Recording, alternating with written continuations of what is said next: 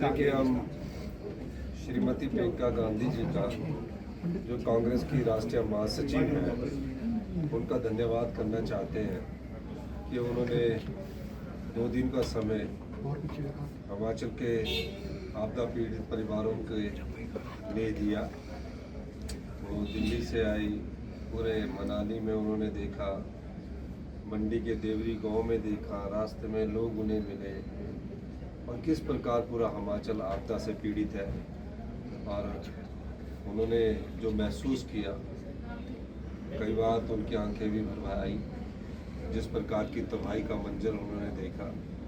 आज वो शिमला के शिप बॉडी में गई, फिर उसके बाद स्लाटर हाउस वाली जगह में गई और निश्चित तौर पर उनका भी ये मानना है कि इस आपदा को राष्ट्रीय आपदा घोषित किया जाए।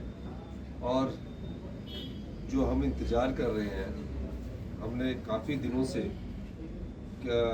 जो भारत सरकार के नियम है, पहली टीम भी आकर चलेगी है, दूसरी टीम भी आकर चलेगी है, और इसके अलावा हमें स्पेशल राहत पैकेज की ज़रूरत है, उसका इंतज़ार हम कर रहे हैं।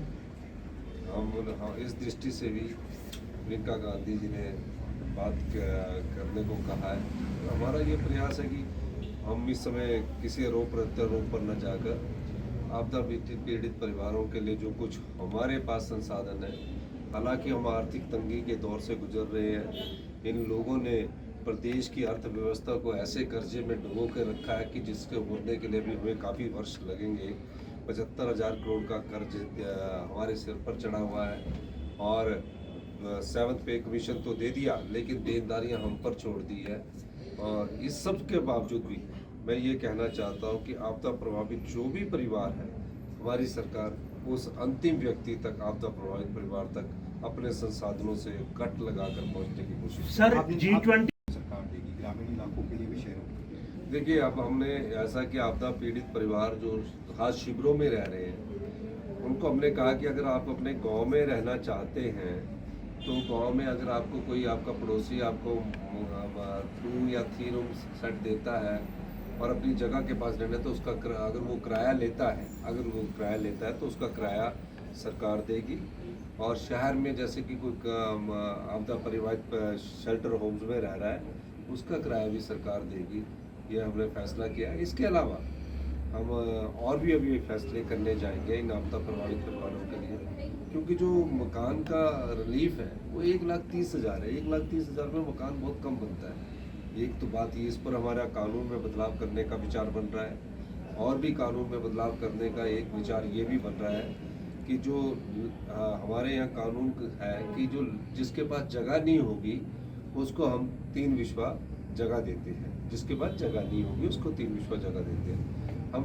पर अब आपदा प्रभावित परिवार ऐसे हैं जिनके पास जगह तो जमाबंदी और रेवेन्यू रिकॉर्ड में है, लेकिन वो रहने लायक ही नहीं रही है। अब जो उनके नाम पर तो जगह है पर रहने लायक ही नहीं है, अपना मकान बनाने लायक ही नहीं है, तो उनको भी कैसे बसाना है इस 3 विश्वा जगह देकर। इस दृष्टिकोण से भी हमारी सरकार काम कर रही है। और जिसका पशु मर गया तो उसके पशु की कीमत क्या है, उसका भी आकलन हम कर रहे हैं। जिसकी पशुशाला टूट गई है उसका भी हम आकलन कर रहे हैं। जिसका कच्चा मकान टूट गया उसका भी आकलन कर रहे हैं। किसी के घर में सिल्ट घुस गई है उसका भी हम आकलन कर रहे हैं। तो विधानसभा में भी जवाब देंगे। बार बार कह रहे हैं कि हमको बताइए तो सही कि क्या मिला है। ये तो वो चीज़ें गिना रहे हैं जो हमको मिलनी है, हमारी चीज़ें। एक होता है जब आपदा आती है, उसमें एक जैसे गुजरात के भुज में आपदा आई, केदारनाथ में आपदा आई और क्षेत्रों में आपदा आई, तो स्पेशल पैकेज मिलता है। एक होता है रिलीफ मैनुअल, उस रिलीफ मैनुअल के हिसाब से भी नहीं अभी हमारे को मिला। स्पेशल पैकेज तो दूर की बात, जो रिलीफ मैनुअल हमने भरा है उसके हिसाब से भी अभी हमको पैसा नहीं मिला। बाकी विधानसभा में ये लोग हमें मांग कर रहे थे, हमने विधानसभा रख ली और विधानसभा में एक एक चीज का उत्तर देंगे। सर, कितना बड़ा है? हम हिमाचल के आम परिवार, गरीब परिवार के लिए हमें कानून में बदलाव करना पड़ेगा। हम आपदा रिलीफ मैनुअल में बदलाव करेंगे।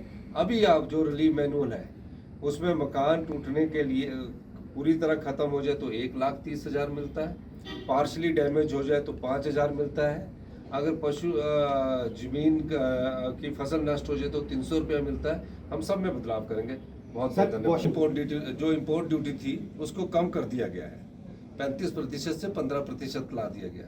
इस समय पहले ही हम जो सेब का सीजन हमारा चल रहा है, हमारे किसानों को पहले ही उचित मूल्य नहीं मिल पा रहा है, तो अगर वो इम्पोर्ट ड्यूटी को कम कर देंगे 35%, मेरे ख्याल 35% है, मुझे इसकी पूरी अभी जानकारी नहीं है, लेकिन 15% कर दी जाएगी तो नेचुरली है जो बाहर से सेब इंपोर्ट होकर हिंदुस्तान में आएगा वो हमारे सेब बागवान को ही नुकसान पहुंचाएगा।